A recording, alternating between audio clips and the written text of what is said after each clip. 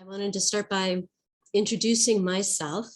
So my name is Joyce Euler, and I am involved with a project called Dunn County Education Alternatives. The purpose of the organization is to help people who are interested in pulling their kids out of the public school system, whatever reason that might be, to know what their alternatives are and to get whatever help they need. Some people just need somebody to hold their hand to make a big step like that.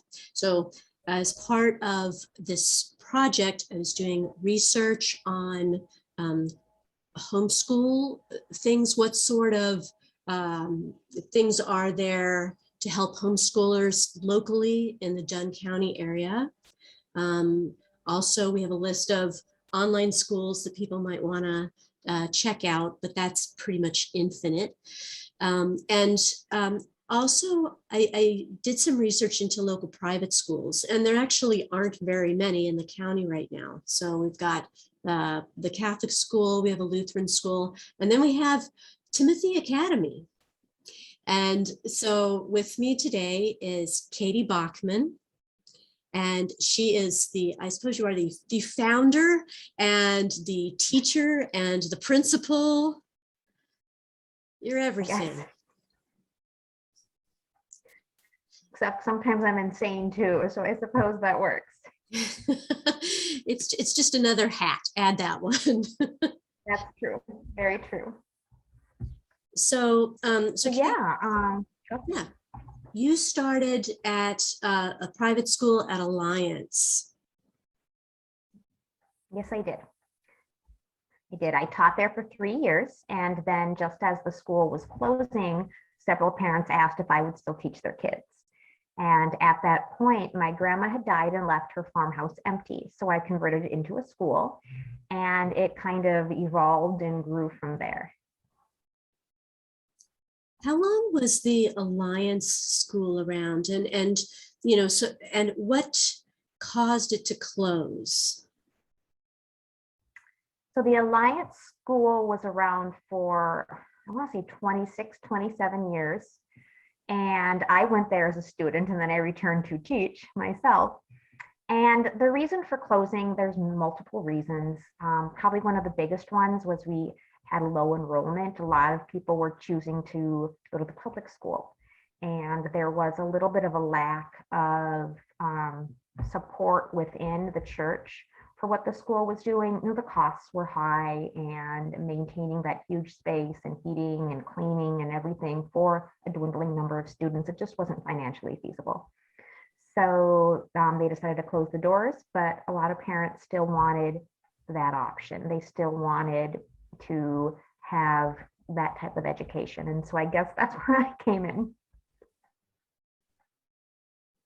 That sounds like a very similar story to what I'm hearing about a lot of church closings. There's kind of this, it's almost like a death spiral where you have, you're charging more and more for tuition to try to pay the bills, which is eliminating more and more people.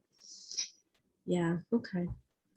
Yeah, it's sad, but it's kind of a reality of the way the economy was at that time too.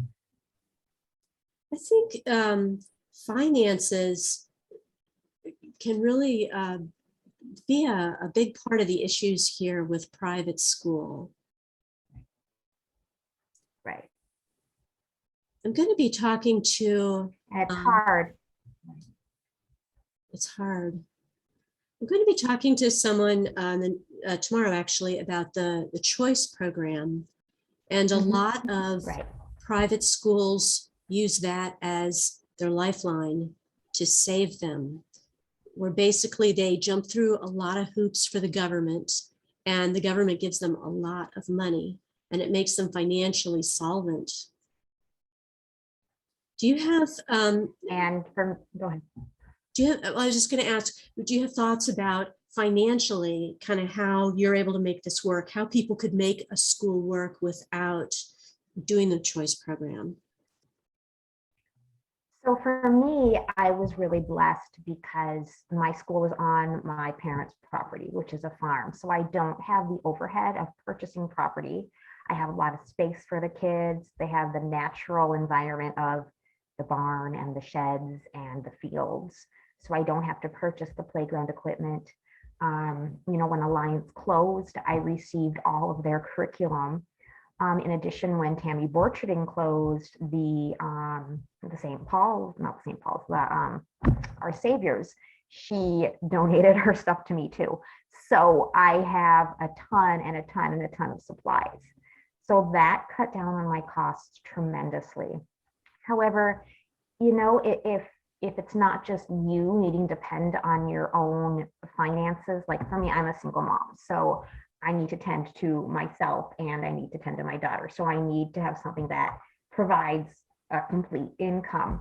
But some other people might not. You might have, your spouse or something else is also providing the income. So maybe it's just a supplement that you might need. And you can do it in your house. You don't have to do it on a farm. If obviously you need some kind of building for the kids, but if you don't need 19 or 20 plus children, you could do 5 kids or whatever in your basement, and you can charge whatever you feel like for that, as long as you know your population, you know what they're able to pay. But it depends on your upfront costs. It depends on what property, what materials you have, but don't feel like you have to bite the bullet and do a ton of kids at once. You can start small and gradually build. It just takes a little bit of foresight, a little bit of planning, and knowing, hey, I want to be in this for the long haul. If you want to really, really make an income maker from it. But, to be honest, teachers don't make a ton of money anyway. And it's not going to be a gold mine. It's just not, unfortunately. And the finances can be really hard. Just to be honest, it can be really hard. My first several years with it was not a moneymaker. It was only once COVID hit that I stayed open when the other schools closed. And that's when my population really boomed. So I was in it for many years, just limping along. And then all of a sudden, all the other schools are closed. I'm open. Parents are sending their kids to me. And at that point, now I can afford more things. It's just when there's a need, and COVID definitely provided a need. And for me, a more financial solution. But I have such a long waiting list. I wish other people would take the gauntlet. So is the government coming and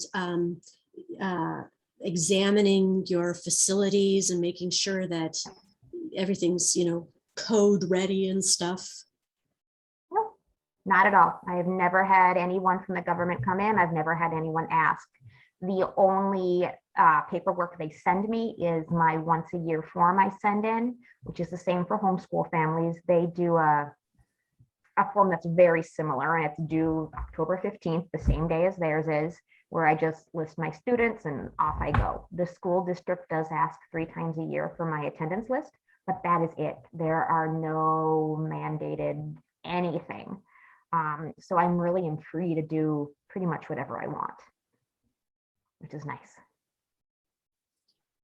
At the same time, so parents looking at going to a private school like that, it's let the buyer beware, because the government is really not exactly keeping a close eye on it. Right. And, it does help that I am a licensed teacher and I do have a master's. It does help that I have experience. I've got 16 years of experience. So I have my own credentials to back me up. But some people, it depends on your population again, right? So some people might not necessarily care that you're a licensed teacher, as long as you love kids and you're willing to teach them. That might be what your population wants. Everybody's different. Some people want something very high tech. I can't offer high tech. I can offer a natural environment where kids can run around and get out their energy and have something at their own pace. But everyone is looking for something different. So it really just because I'm doing something some way doesn't mean everybody has to. And that's the beauty of being able to run your own private school, is you can really tailor it to a specific population of kids. Mhm. So having had your own school and also worked at the school at Alliance, so if you had your choice, which would you do? Some days I don't like being janitor and secretary and principal and teacher and everything, because I can get really exhausted. Some days I would like to have someone else to take care of some drama. But honestly, I love the freedom of doing it my own way. And it's, I get to pick my students. I get to pick how I run things. I get to pick our daily agenda. I get to pick our hours. So there's so much freedom in that I absolutely love.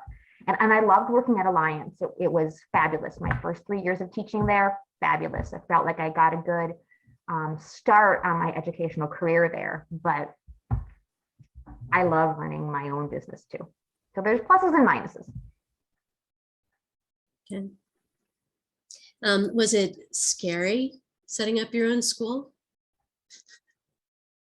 It was really weird how it all came together. So the Alliance school closed about July, and I was up and ready within about 6 weeks. Everything just fell into place. And so that's just a hallmark to how easy it is to found your own school in Wisconsin, to have everything up and ready to go. And I had a dozen students my first year, and it just grew from there. So the paperwork is so easy. Did I feel nervous? I really wished that I could have sat under someone who had run a one-room schoolhouse. I feel like I could have learned so much from how they taught and how they switched between grade and class and student, but didn't have that. So I just kind of went as I went and made it my point that as long as you're learning the student, that's really where you need to be. You know your population, you know your students, you know what they need, just go from there. Kind of like a mom, right? Every kid is different. So you just learn what your child needs and you go from there. Each day is different. You wing it sometimes. Now, you used the term one-room schoolhouse, and I'm starting to hear this term more and more. So what do you think the difference is between what you do and something someone would consider a one-room schoolhouse? Well, my students are in an entire house rather than in one room.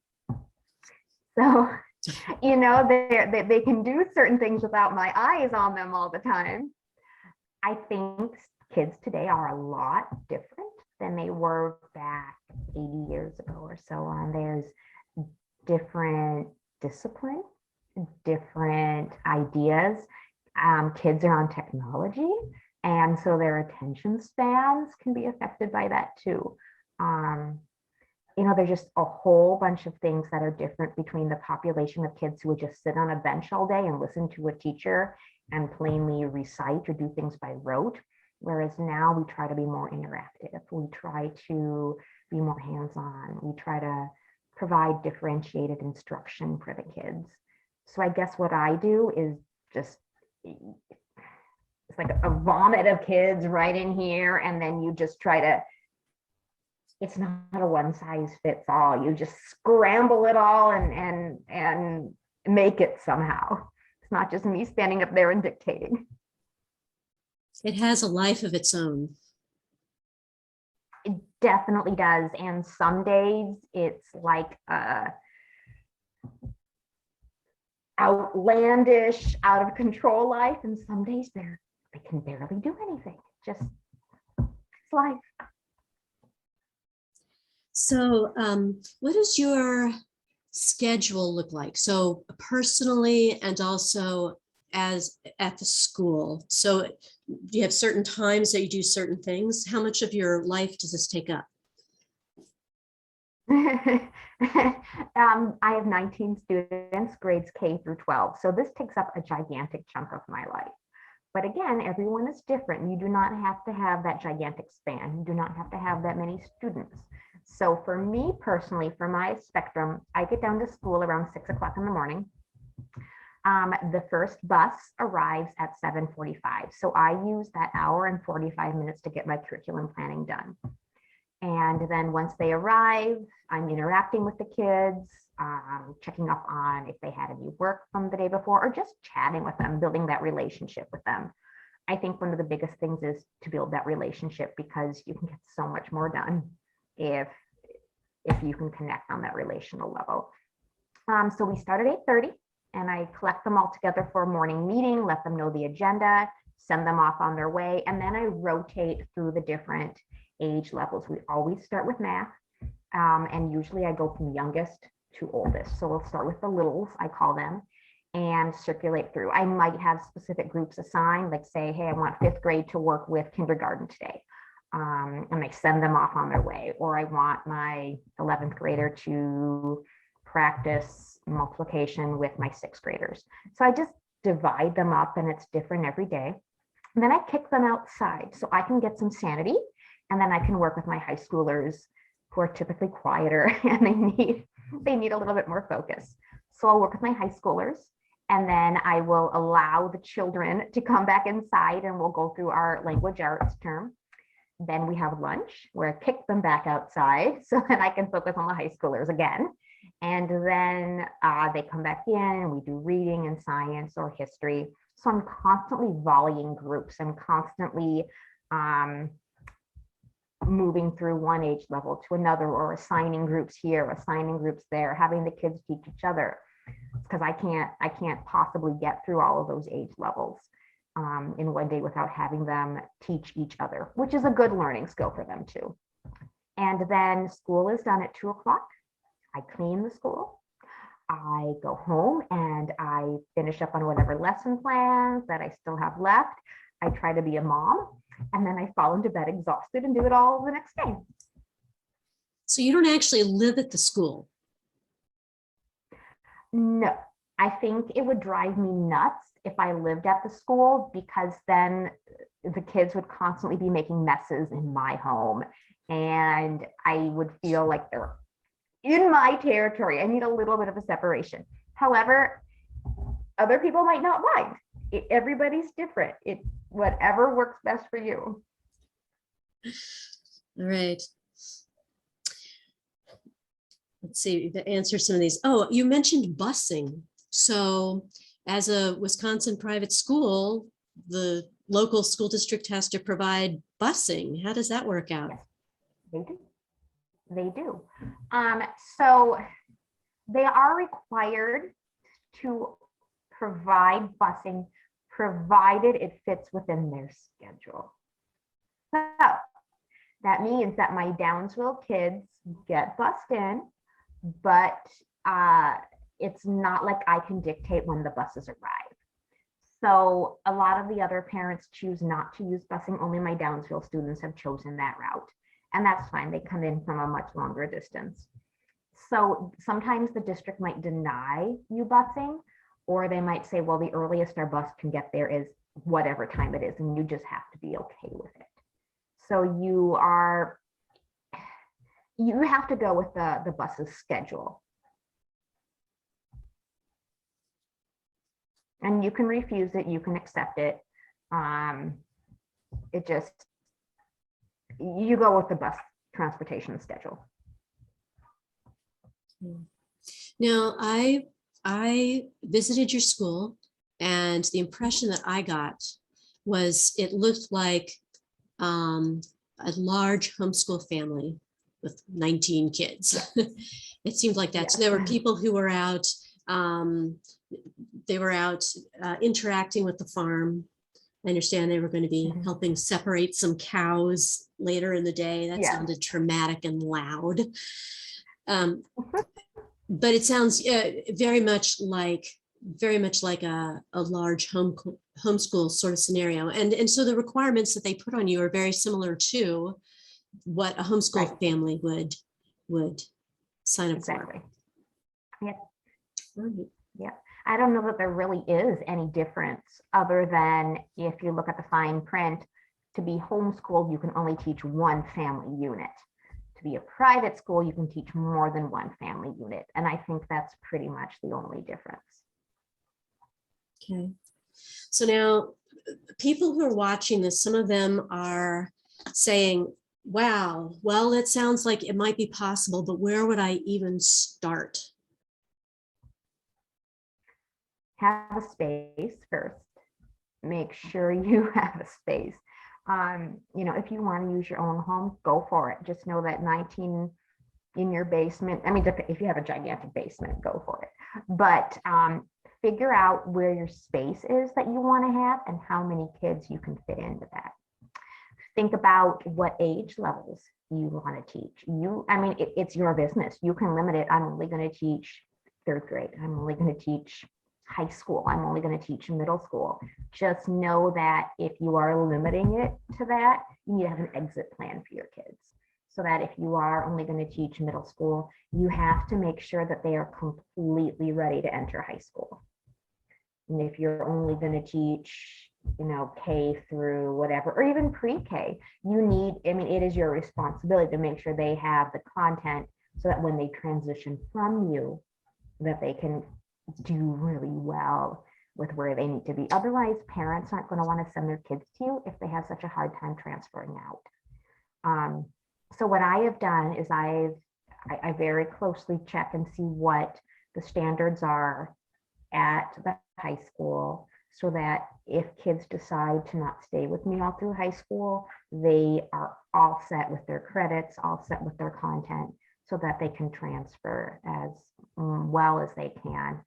I do want to say, though, that in the past year, whereas I've never had trouble with kids transferring before, the high school has been a little bit more difficult to deal with transferring things.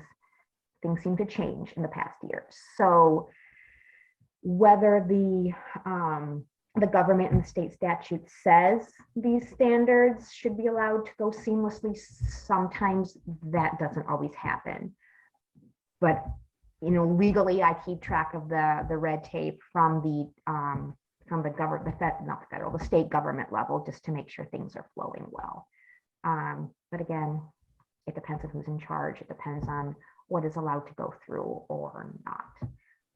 Just do the best you can to make sure that your T's are crossed and your I's are dotted. So yeah, getting a building and figuring out what population you want to teach is probably the best way to start. And then you just go from there. Ask questions. Ask questions of other people. Figure out what curriculum you want to do. Feel free to ask, because the Stout Library has a lot you can borrow. You can get a lot online. There's so many resources out there. Just ask, because there are tons and tons and tons of resources. And from there, you just take baby steps. Just build it as you go. You had mentioned to me at one point that the school district was also being less cooperative in terms of letting your kids participate in sports and extracurricular activities. Is that also in the last year? Yeah. Yep. So there is, it's a difference of paperwork. And if your high schooler is in a private school, why am I blanking? Anyway, the varsity sports technically will not allow them to play. However, if they are registered as a homeschooler, they are allowed to play. So there is a difference of paperwork you can submit to still allow that playing to go on. And it's just a matter of another form. It's not because they go to a private school, they're dead in the water. It's just a matter of you as the administrator fills out a different form, and then things are still allowed to go through. It's interesting that and I'm happy to provide those links for you. It's interesting that the school district is in general getting less cooperative in the last year. It does seem like some things have changed over there that I can't quite put my fingers on. Right. Have you graduated anyone from high school?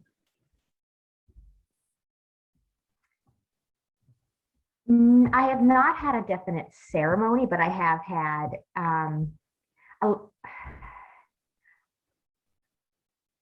I have one that has graduated and he is in college right now. He's doing great. So there is no issue if parents are concerned, oh, my kid won't be able to get into high school. That's not an issue.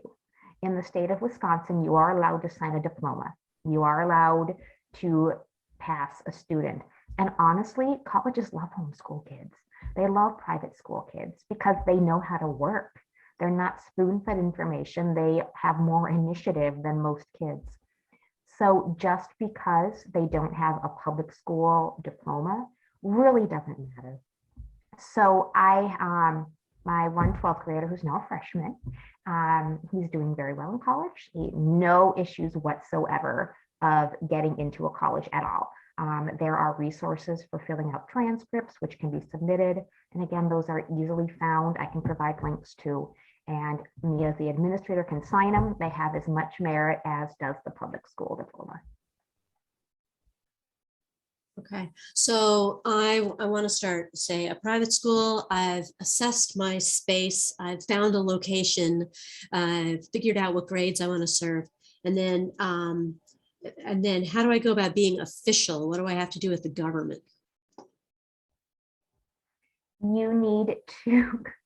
There's a form you fill out on the DPI site, and I did send you those links, and all you do is you fill it out and contact your district and say, hey, I'm opening a school, and they will probably send you information. You are free to reject it. You are free to accept it. For example, I get information of, do I want to be a part of the title services, or do I want to participate in their teacher in-service meetings? Do I want to participate in this and that? I don't have to, but they are required to offer it to me, and I have no obligation to accept it. And so you'll get emails, but it's all up to you what you have time for and what you want to do. So all you do is you fill out a form. All you do is just like homeschool. You just fill out a form and you are good to go. I think it'd be pretty interesting to go to those in-service meetings. No. I did teach 4K in the district for 1 year, and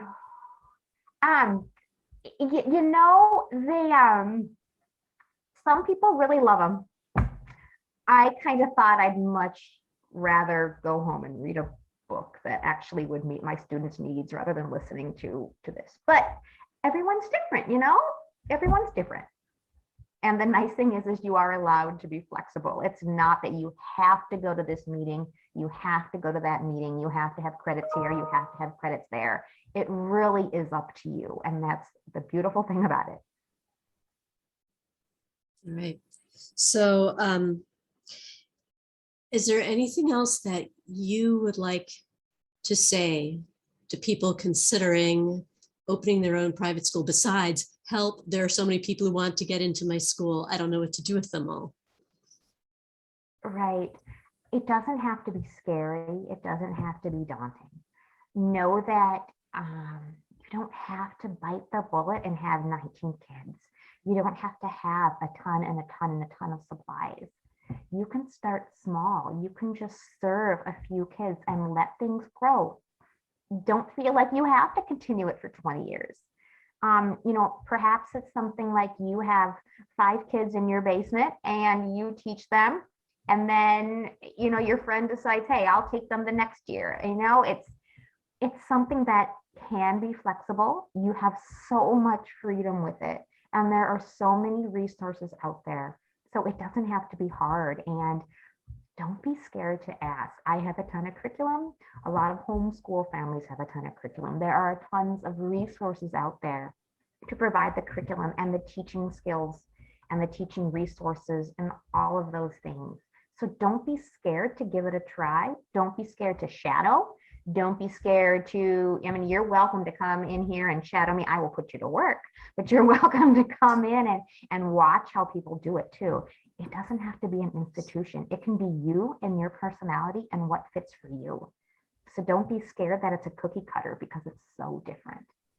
So if that's freeing at all, just know there's freedom from it. And if it's something you're interested in, please reach out, because it's so simple.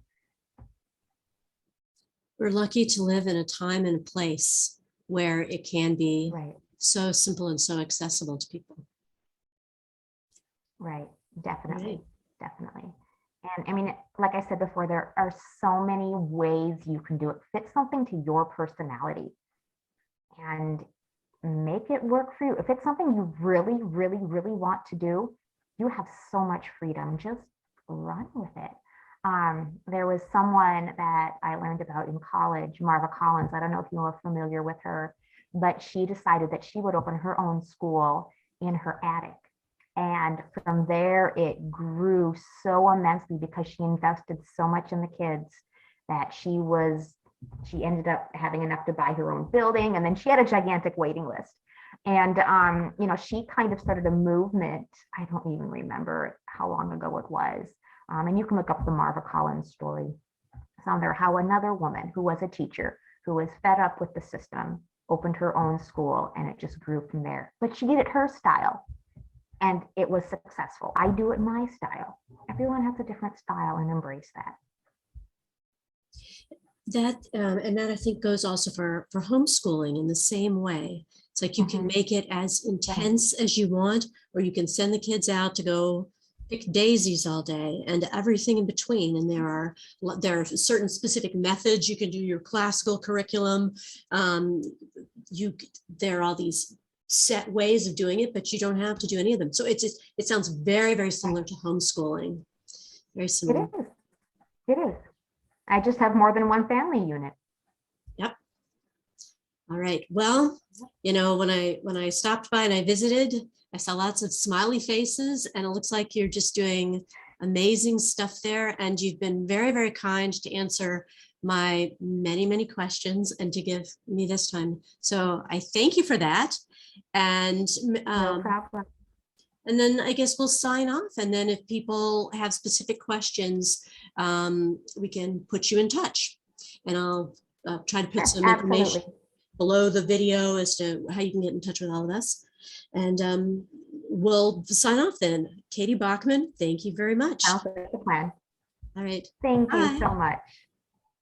Bye.